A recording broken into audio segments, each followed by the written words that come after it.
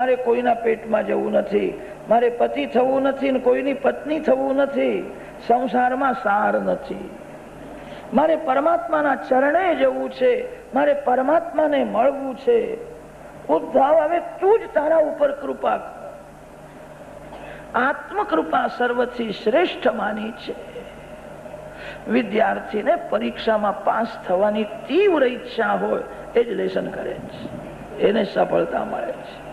કેટલાક શ્રીમાન લોકોના છોકરાઓ રખડે છે, એમના ઘેર માસ્તર ભણાવવા આવે તોય ભણતા નથી, પરીક્ષામાં પાસ થતા નથી. એ તો જાણે છે કે બાપાની પેઢી બહુ સારી રીતે ચાલે છે, હું નપાસ થતો તો શું વાંધો છે, ઘરમાં ઘણું છે.